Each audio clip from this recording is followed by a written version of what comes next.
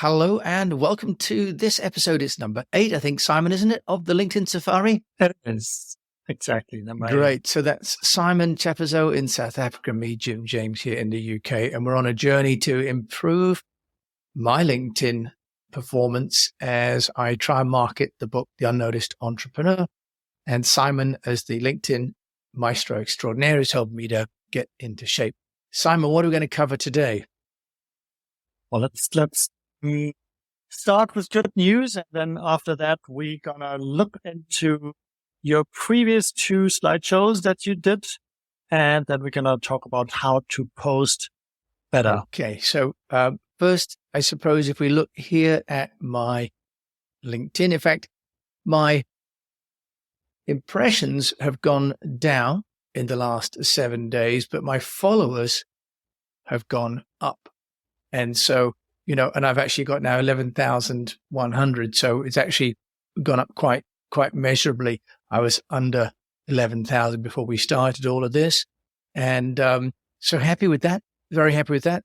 And in terms of, let's look at my impressions, I've actually gone down the last 7 days, but I think also because I haven't posted as much, but the number of people looking at me has increased. And the search appearance has definitely gone up. And apart from anything else, of course, I spent a lot less time.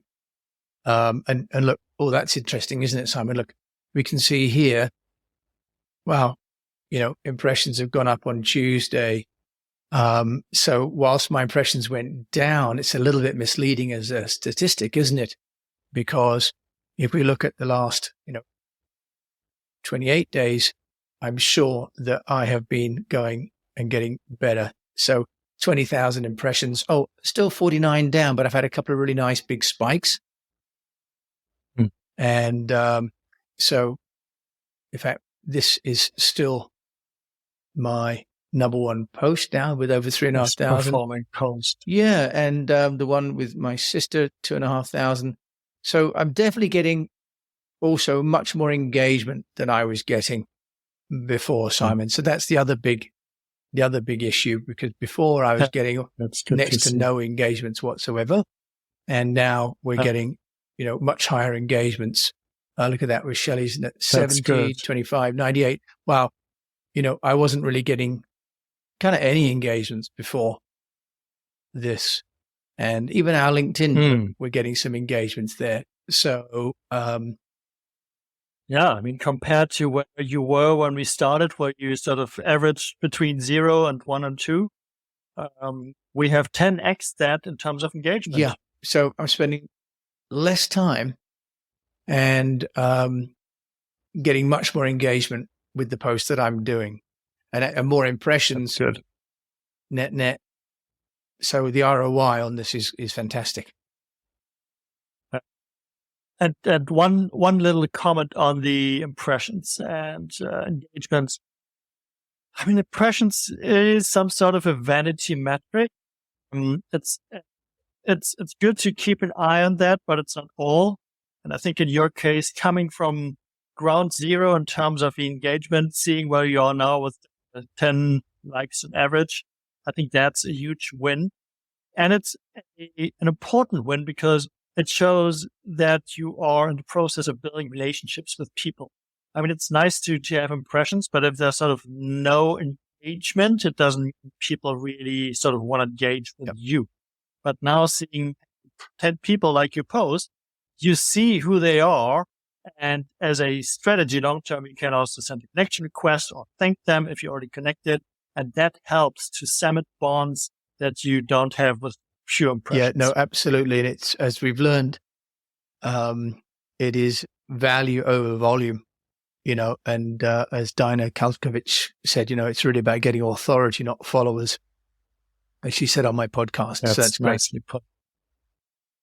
You should do a post about that, but that's another story.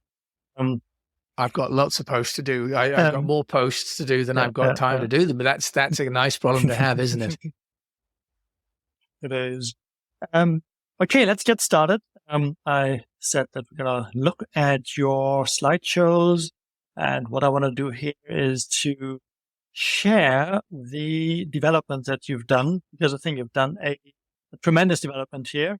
Slideshows are great because they give you great reach. They are interactive, and LinkedIn rewards people who get engagement and are interactive. So that's why we love slideshows. Having said that, they always are more work to put together. I acknowledge that. And the trick here is to develop a system and a style that makes it very simple for you to be very fast with that. And we're going to talk about this in future episodes some more. But I just want to start by sharing the first one, which is that one with the slideshow that you did, I think, a week ago. Okay. And you share your screen there. Oh, it's coming. So do you see it now? No, don't see that yet, Simon. Yet. Oh.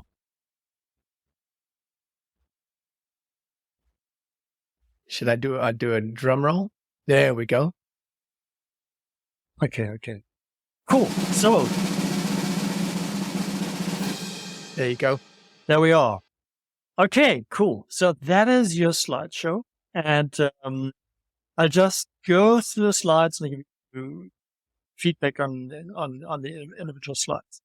And let's start with something nice. And the nice thing that you've done is that you have tied into the visual brand that your book has, because the background here is the same dark color that your book has, the cover of the book. So you've built a bridge to the book, and because it's a slideshow, you can evoke the sense of like, this is also a book. Yep. So that's really nice.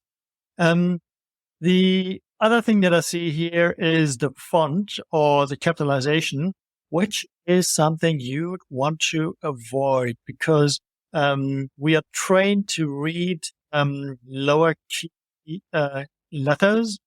And if we have capitalized font, it's just harder for the eye to read.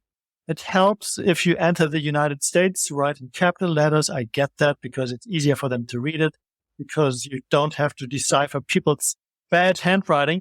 But in this case, it's just harder to read. And we see it on a later slide where you have both fonts, and you just see it's easier to read a sentence that's lower key. Yep. So that's one point of improvement that I would make here, that you do that. Then the image, I mean, dogs, animals, children, and animal children, always good. We love that. So it's sort of like something that you can emotionally connect with. Let's go to the next slide. The dog was cute. Yeah. So same thing here. You've capitalized that, and here I think it's even more pronounced where the letters are smaller in terms of the font size, and you can already see it's sort of harder on the eyes. Now imagine you are on the London subway. The train is moving, and you try to read that on a phone. Some people might have problems with that. Yeah, that's one thing. And the other thing, and I know it's a complicated subject, how to choose images. And coming from film, there's one simple rule. You try to not show what is being said. So if an actor says something, ideally he would do something different than he says, because that creates dynamic tension.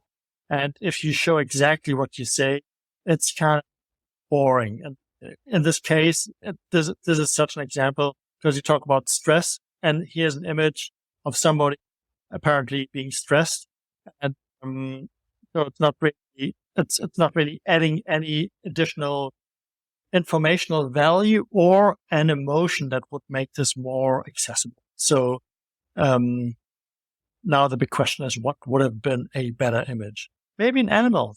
We love animals, but okay. Kids. A stressed baby. But you get the point. But it's a good point. We have to create dynamic tension, so the picture doesn't reinforce the text. It creates a tension with the text. Yeah, and what that means, maybe sort of a very quick example. Imagine in film a scene, somebody sobbing, and then another character saying, "Oh, are you sad? Are you crying?" And the character says, "Yes, I'm very sad." This is totally flat. But the other character, upon being asked, "Are you sad?" would say, "No, I'm fine. I'm happy. All is good." Then we would immediately sense there's sort of something off. This person doesn't want to say something that we can see. So suddenly there's dynamic tension, and then this whole scene becomes much more interesting. And the same principle applies here. So we try to find something that, I don't know. Now I need to come up with a better example. But anyway, I get the idea. You want some dynamic tension in there. Okay, point taken, Simon. Thanks for letting me off the hook here. Okay, let's move on. And same thing here, big font. And the other thing is this image does not really add any information. And in that case, I would rather do no image. What you could do, just add your headshot, bottom left, bottom right, to sort of keep a visual contact with you as a person. It's neutral, but it sort of helps to build your brand. But this image is sort of like, what do I get you? Nothing. So sorry. Yes, it's a good point. It's not about putting images for the sake of nothing, right? So exactly, every image, and that's another rule from script writing. Every scene and film has to have meaning. It has to drive the plot forward. And if it doesn't, it has to go. So no matter how brilliant the scene is, it has to go. And I think the same applies here. If we don't have an image that drives the plot forward, then there's no point in having it. Or if we have a slide that forward, it has to go. Okay, so next slide. You're introducing Mason Harris, who is the guy that you interviewed in the book. Yep. And I think it would have been helpful to know who he is. If I haven't read the post, right, yes, I should then have put the author. Maybe sentence saying, Mason is this guy that I've interviewed, and he has this magic formula how to deal with the stress as an entrepreneur. And he sums it up as the chutzpah formula. Yes. And now it's sort of, I don't know, what Mason Harris, okay, that's the guy, I assume, but what is chutzpah is the answer? I don't know. Right. So giving more context and, very simple, 1-2 sentences. Then moving on, and now I can just skim through it. Now you've taken every letter of the word chutzpah and spelled it out. So chutzpah, one philosophy, one skill, one challenge, and you've always added the picture to sort of give a visual stimulant. Let's call it like that. Yep. But as you can see with all of these 7 images, you haven't really added any information that helps me understand what ambiguity minimization actually means. Right. So it's actually distracting because now my mind sees chutzpah, ambiguity minimization, which is in and of itself a very complex term. So I have to figure out what that means, and I have to understand what this image, how does it relate? Right. What does it tell me? So it's sort of almost cognitive overload. Right. Okay. So, yep. Yeah. So, and with all of these 7 letters, is it 7? Yep. 8? 8 letters, yeah. You could have had just one sentence explaining what the idea is, sum it up, what Mason is trying to press with a formula. So very simple. You don't have to find 7 images. You can just sort of summarize it as a mini ebook. Right. So same here. And then that is also a nice thing that you summarize this with, or that you point at it's having jobs. Okay. This would have been maybe nice in the beginning to pull people in. It's always good to have something that people can identify with. Everybody knows Gates having jobs. And Bezos, I don't know who's Woodman, but and Edison. So dropping names always helps to pull people in because it's easy to identify, Yes. and then sort of get curious. So that one thing. And the other thing that I said in the beginning, here you can see the difference between capitalized Yes. writing and lower key writing. And you can see that the bottom one it's just easier. I mean, it's a very subjective statement, But no, but you're I right. think everybody who's seeing this agrees it is easier to read. Yeah, No doubt the about it. Bebas New is only available in caps, and so I've used it as a headline, like in advertising. But that's not right for this setting. So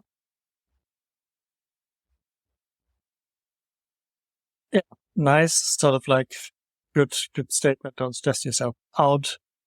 And the other thing that you do very smartly, and it's been proven statistically, that having a shot of yourself on the last slide of the slideshow actually increases conversion rates, and helps people again to connect with you. One thing, I think this font here is pretty small. yes, Coming back to the being on the phone and the subway, the readabilities. I would probably struggle reading that. Yes, there's a minimum And font maybe I need size. I should think. glasses. Yeah, that's a good point. Yeah, no, well, I have yeah. a couple of pairs of glasses, this one and this one. So I had to get different colors so I could tell which one was for the computer. Okay, Simon, that's great. So some good learnings there. Keeping an eye on the time. We've got 16 minutes on the clock so far. So what do we do next? Race through. Yeah. So now we got to look at the slideshow. Does it show? I switch the tab. Does it come through? Yep, that shows. This is the one I did this week on the Monday. Exactly. Okay, cool. So to give the good story, you have changed. You have implemented changes, which is good. And the first one that we can see is that you've changed the font to lower key.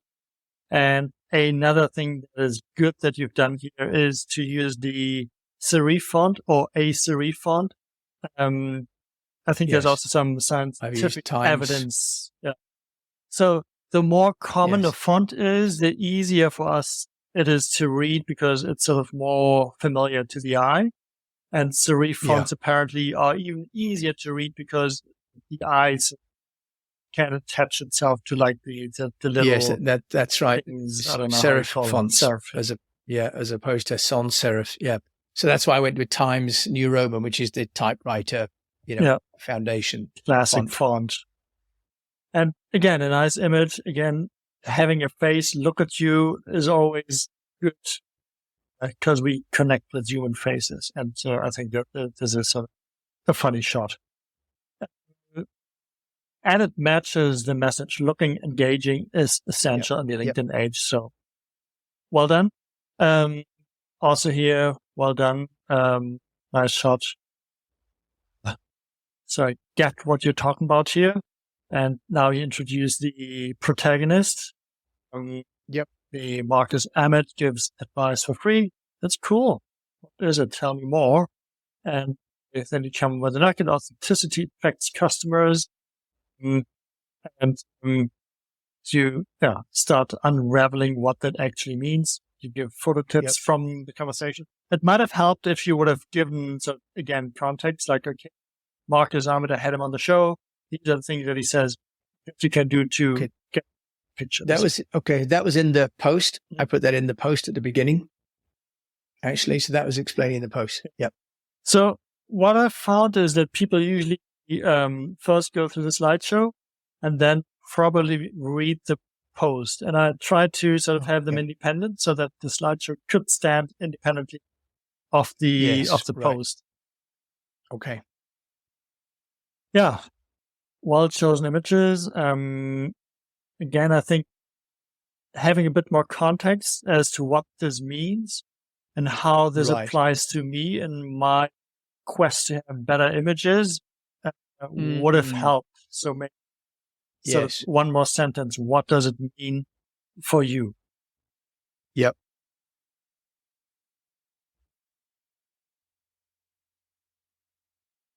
It's always almost self-evident. And actually, that's Nick Hems, who I should have actually given a credit to because he's in the book as well. Okay. And then this point here, your personal brand is in the eye of the beholder. So I should have given a shout out to Nick. I realized afterwards. And then the point here was that someone will Google you and they're going to find pictures of you. Okay. So I was probably a little bit cryptic with that. The personal brand is in the eye of the beholder. But that was the point, right? I mean, it's great that you don't go overboard, because what I see a lot of people do with slideshows, that they sort of like take the text from the post and cram everything on a slide, and then you end up with this 8-point font and you can't read anything. It's just too much. So maybe you've gone the other extreme. You've minimized a little bit too much. So a little bit more context. We'll get the balance. We're working on getting the balance right between having too much. And this time I didn't put the text in. Yeah. I just, Marcus took my shot. That is a great closing statement, because I mean, it is a great photo of yours, and I can now experience firsthand the difference between a good photo and a party shot that I can use. And I can definitely say this is a good choice that you've taken. So well done. Thank you. Yeah. And we've got 6 so far, sort of engagements with that over a short period of time. So let's see whether we get more interest in it. I haven't seen Marcus yet repost it. I need to send it to him then next. Yeah, that on the engagement note, I think what we will see, and I have to ask you for some patience here, because you've introduced a completely new format on your profile. So the few people that come and engage with you sort of have to embrace that, and they have to form the habit of, they have to form an expectation, and they get into the habit of wanting to follow you. And right. I think I shared a couple of examples with a guy who does the speech analysis in German, and he's a very consistent poster. Every Monday he has one analysis, and now he has like in the high 3-digit likes every week. He does nothing else, just this one slideshow, but he has conditioned his audience to expect this one drop of wisdom every week. And that is something that we have to do with you now. Yeah, and I think as a reflection, it's taking much more time to do one good deck. And I'm sort of conscious that I'm doing one good deck, getting much more results, but I don't think I can then do as many decks because it's taking so much time. And what you do realize is that if you don't put in the time, you're not giving your community value. And so then there's that equation of you've got other jobs to do. I'm running masterminds and the podcast and so on. So this is really useful, but we get to that place where now I need to think about how many times am I going to put that much effort in? So that's the ROI. So we're getting to that level now, I think, Simon, where I just have to think through when I post. And also, as you rightly pointed out, this post went out at like 9 o'clock at night because I'd had my full day of podcasting and masterminds. So I need to schedule in when I'm going to post.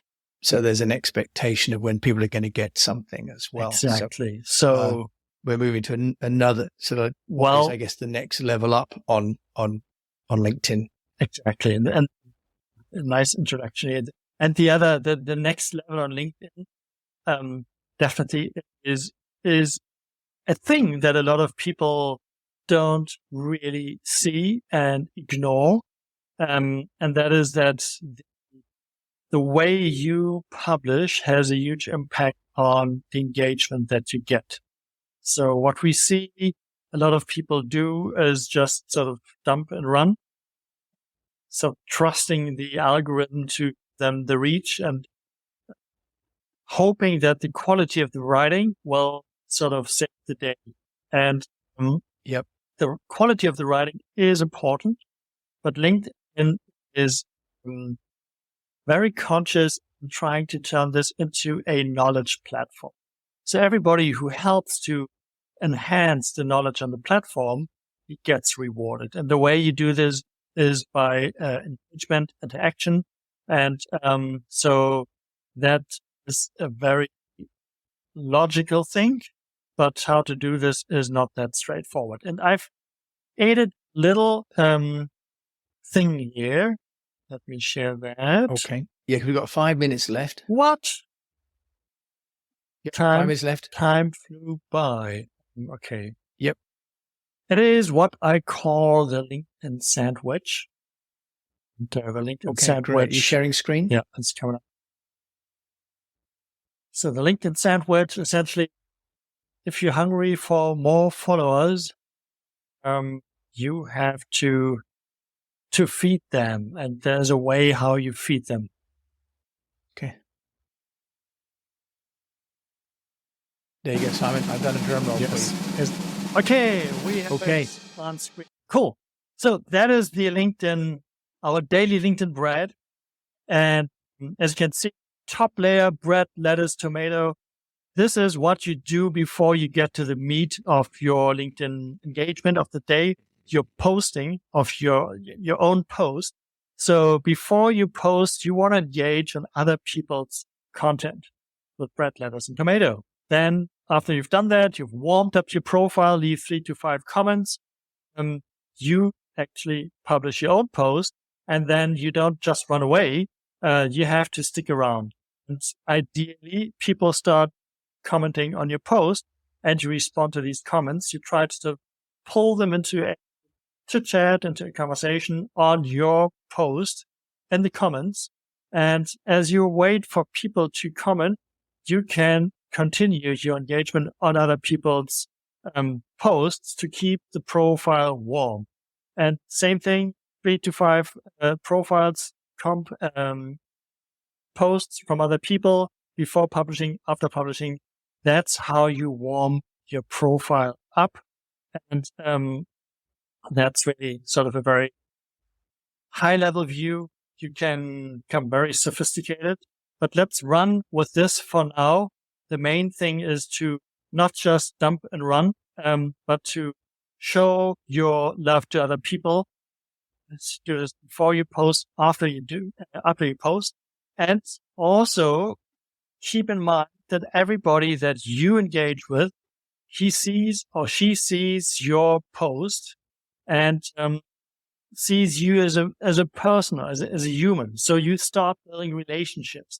So this engaging on other people's posts is not just a way to sort of trick the algorithm to get more reach, but it's a way to socialize. If you go to a cocktail party, you speak to people and you bump into random people and you form bonds and start conversations and whatnot. Same on LinkedIn.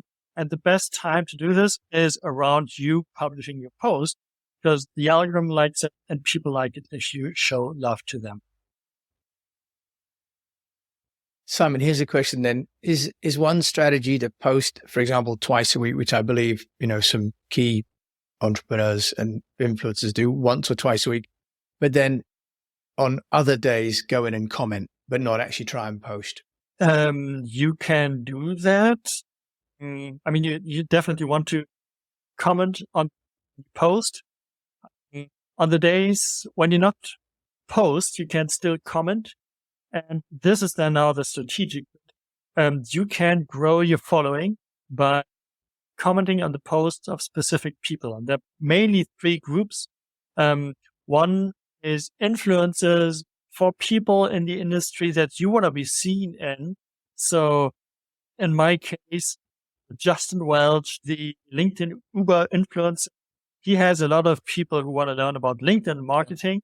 So if I leave a comment on a post of Justin, this comment will be seen by other people who have the same interest and they start following me. It works. I reach hundreds of followers doing that. Okay. So that's that. The other group do that. is target market people. So if you're a company, you want to engage with the companies and do business, before just cold calling them, cold emailing them, drop some love on their posts. They will see that. They will get accustomed to your name. And when you call them, they will say, "Hey, Jim, your name sounds familiar." So that's the second target group. And the third one is multipliers from your network. People that like and love you, ex-colleagues, friends, whatnot.